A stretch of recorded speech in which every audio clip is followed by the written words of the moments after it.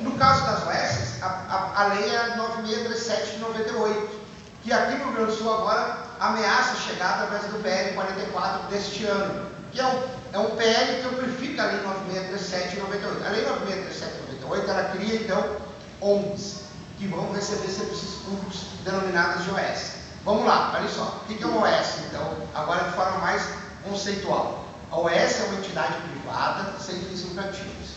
Portanto, se vocês ouvirem alguém falando, a Vera até mencionou ali porque é a terminologia utilizada, olha só. Se vocês lerem alguma coisa, ou ouvirem alguém falando sobre setor público não estatal ou sobre terceiro setor, isso são eufemismos. Tá? O setor público não estatal é o setor privado, sem fins lucrativos. Só que se eu usar setor privado sem fins lucrativos e eu transfiro um serviço público da educação para essa entidade, as pessoas logo identificarão que isso é uma privatização. Tirei do público, transferi para o privado a prestação, privatizei. Se eu coloco público não estatal, alguns dirão, antes era o público estatal, agora é o público não estatal. Isso na literatura do Bresser, que era o ministro da reforma, o ministro do MARI, que era o Ministério da Administração e Reforma do Estado, foi imbuído dessa função. Lembrem, o Bresser era o diretor financeiro do Grupo Pão de Açúcar, ele não tinha experiência no setor público. Ele não era um especialista em setor público. Mas o Fernando Henrique não queria um especialista em setor público. O Fernando Henrique queria um especialista em mercado, porque ele estava privatizando como plano diretor.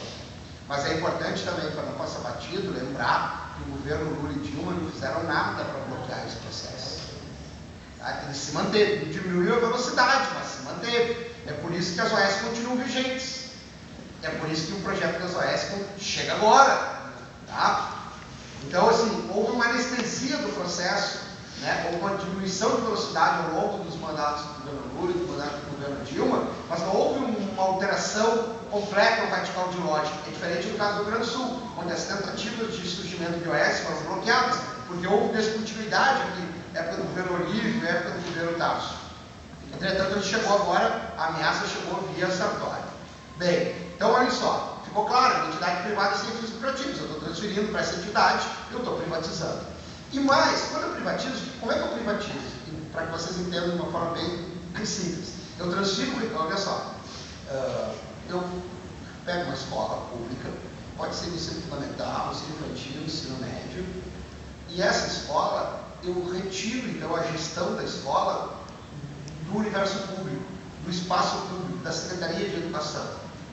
Eu transfiro a gestão dessa escola para uma entidade privada que vai ser essa ONG que eu estou transferindo. Quando eu transfiro para a ONG, eu extingo o órgão público ou o ente administrativo, se é da indireta.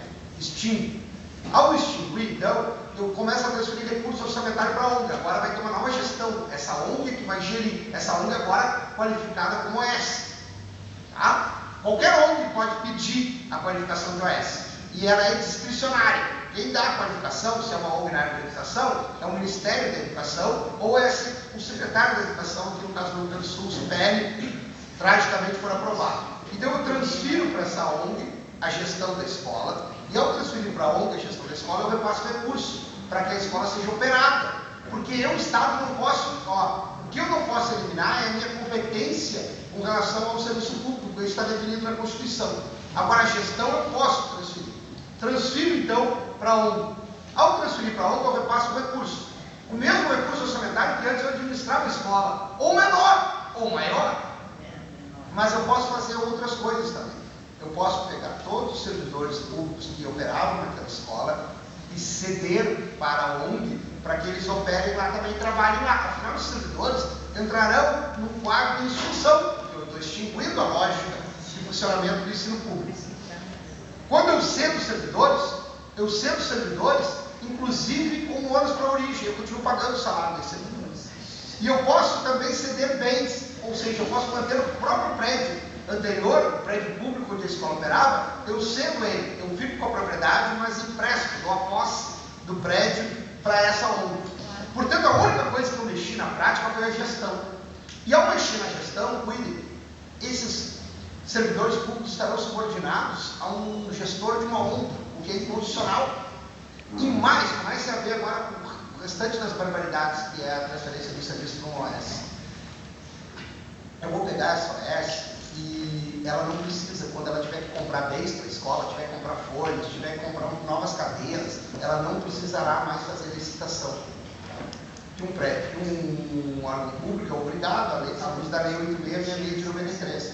Essa OS, quando ela precisar contratar outros professores, funcionários para operar nessa escola, ela vai contratar sem que seja realizado o concurso. Aliás, essa ameaça está presente aqui na universidade, está presente dentro da universidade. Há um debate grande nos últimos 2, 3 anos sobre trazer, inclusive, o processo de seleção de professores para uma modelagem de OS e a gente eliminar os concursos dentro da universidade. Então, cuidem-se, para finalizar, porque eu estou no meu tempo aqui. O que eu mudei de forma fática foi a gestão. E quando eu mudo a gestão, significa o seguinte: poxa, mas não há lucro lá nessa ONG. Essa ONG, então, o que ela ganharia com isso?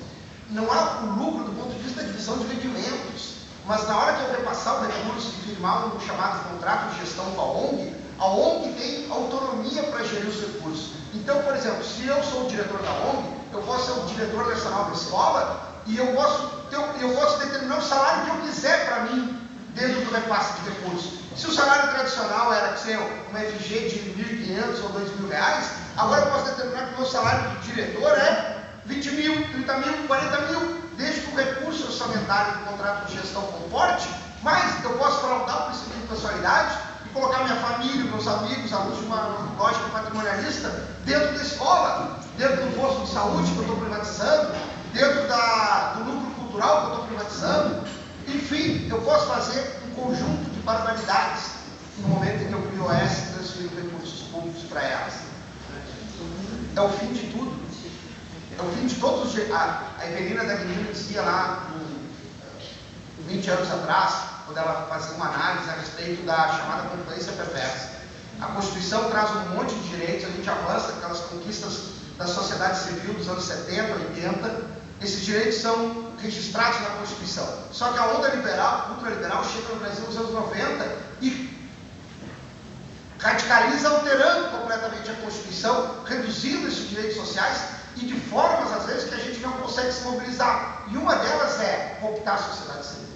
Porque a sociedade civil é movimento social com auxílio técnico de ONGs, que tinham essa função nos anos 70 e 80, assessorar tecnicamente movimentos sociais de base popular. Hoje as ONGs passaram a ser substitutas do Estado, substitutas da administração pública, cooptadas. Qual é a autonomia que uma ONG vai ter para discutir saúde ou educação no Brasil, se o patrão dela passou a ser um Estado repassador de recursos, um Estado gerencial? O último serviço de caráter social, que não está contemplado ainda no projeto da 44 aqui, PL 44, o PL 44 ainda amplificou a lei 9637 de 98, que ele incluiu ação social, toda assistência social e mais esporte. Só sobrou segurança fora desse processo. Então, se a gente operar com essa modelagem no Rio Grande do Sul e continuar operando no Brasil, a gente vai de fato privatizar os serviços públicos sem se dar conta. E a gente não vai, e aí não vai ter o ônus do governador, do presidente, de ter que privatizar vendendo, porque os serviços vão ser extintos ao natural com a transferência para essas ONGs. Pessoal, esse alerta é bem importante, e principalmente do ponto de vista da sociedade civil, a gente tem que entender que não há um empoderamento da sociedade civil com a OS. O que há com as OS, ao contrário, é a fragilização da sociedade civil, é a fragilização dos movimentos sociais de base popular e a fragilização das ONGs sérias. Se vocês virem uma ONG por aí com a qualificação de OS ou CIP, paciência, ela sucumbiu a receber o recurso público e ter um patrão e perder autonomia. Porque lembre da equação lá do Gramsci: sociedade política mais sociedade civil é Estado ampliado, o resto é mercado. Agora, se eu tenho ONG, mercado disfarçado de ONG, então eu tenho o fim da sociedade civil e uma sociedade política basicamente gerencial. É a privatização e o sonho de qualquer ultraliberal. Os sonhos do Friedman e do Hayek lá desde os anos 40 com a sociedade montpellier. Então, basta de organizações sociais, basta de PL 44, mas para isso a sociedade civil precisa se mobilizar. Obrigado.